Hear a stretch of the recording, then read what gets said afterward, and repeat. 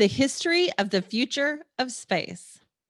I'm Tanya Hall, and joining me is Dr. James Vetta, Senior Policy Analyst at the Aerospace Corporation. Welcome, Jim. Hi, thanks for having me on. What does the Aerospace Corporation do? Well, the Aerospace Corporation is a federally funded research and development center. It's called FFRDC. It's got to have an acronym, right? It was started in 1960 to support the Air Force in its first ventures into space-related activities. And you can see on my shirt, we got this nice logo here that everybody thinks is the Avengers, but actually it's ours. We've had it since the beginning. I think we had it first. So we're not the Avengers, we're the Aerospace Corporation. So what we do is support government space programs of all kinds. As I mentioned, started out with the Air Force, but it's gone on to serve NASA and the NOAA weather satellites, and just any government space program you can imagine we're involved in. We also do some work for commercial operations as well. So we have very long experience in doing mostly the engineering, the technical side of it, but I work in an office where we look at the policy aspects, and I'm located in the Washington area, while our headquarters is in Los Angeles. How would you break up the history of space exploration if you had to divide it into segments? Well, one of the things that is a clear line of demarcation is the end of the Cold War. Things are very different now than they were before that point.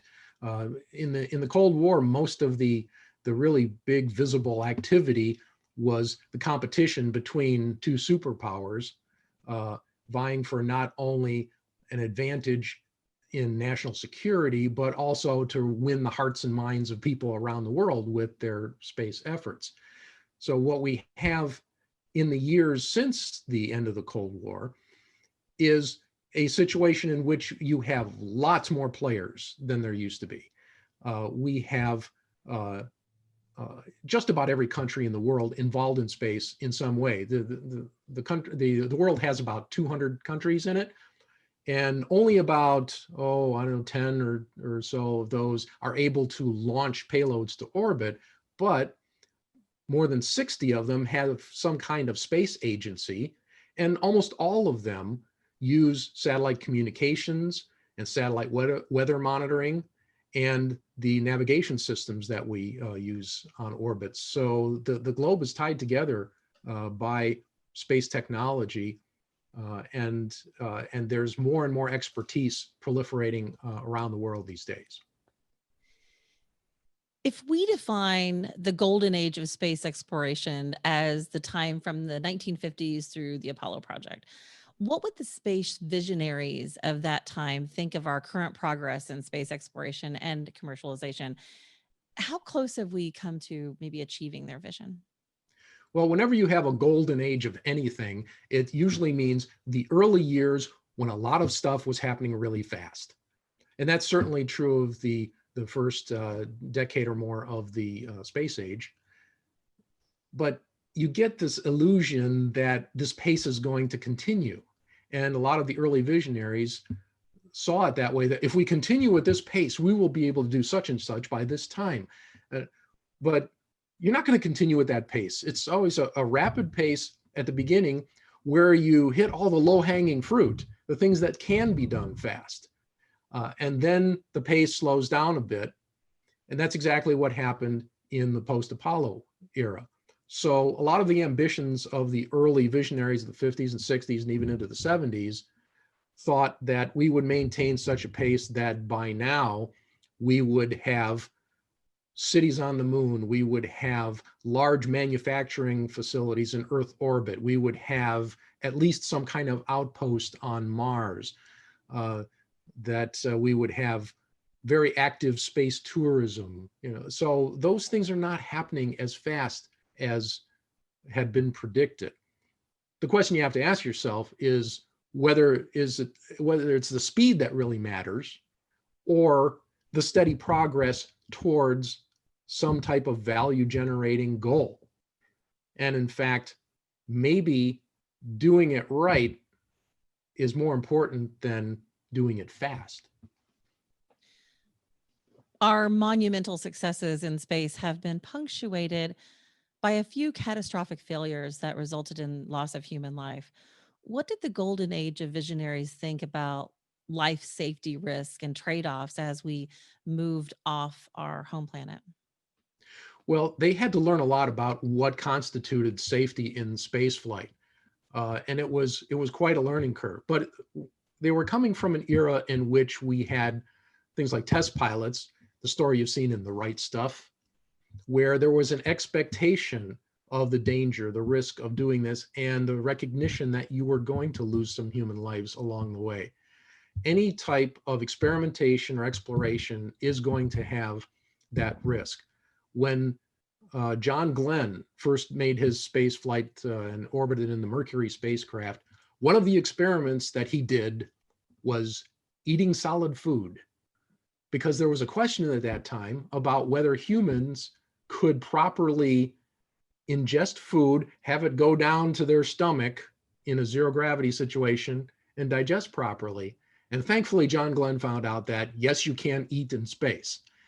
So it was that basic at the beginning.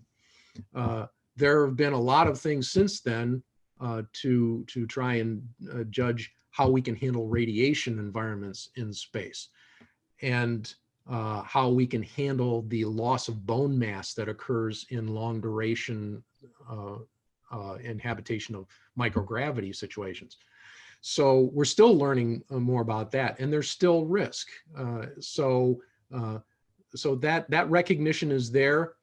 The expectation of safety by those who are the practitioners of space travel versus the public that's observing it, I'm sure is quite different, because the public is expecting something that, well, by now should be just as safe as traveling on a commercial airliner.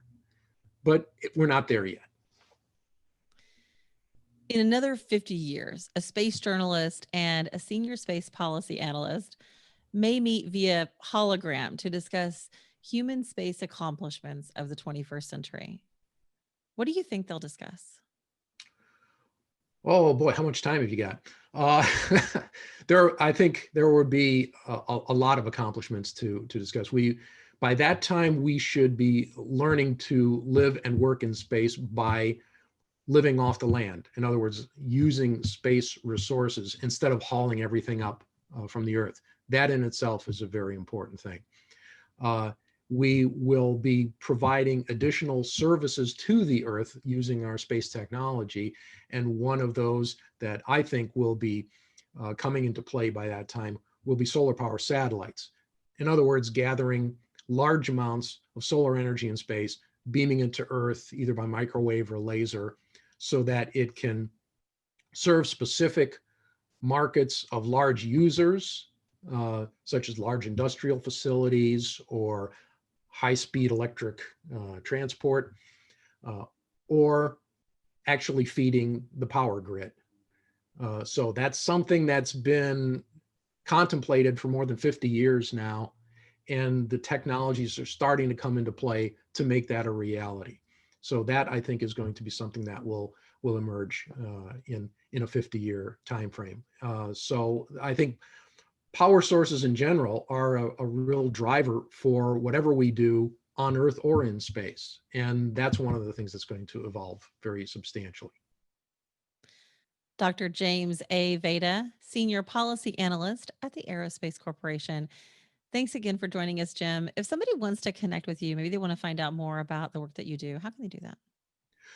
Well, we have a website at our company that you can access for the type of work that I do, the policy related work, and lots of free papers to download at aerospace.org/policy. Just go there and investigate all the things we have to offer, and it's all free. I'm also on LinkedIn, so those are places where you can find my work and find me. And find more of my interviews right here or on iTunes, Spotify, and YouTube, or at tanyahall.net. Thanks for watching.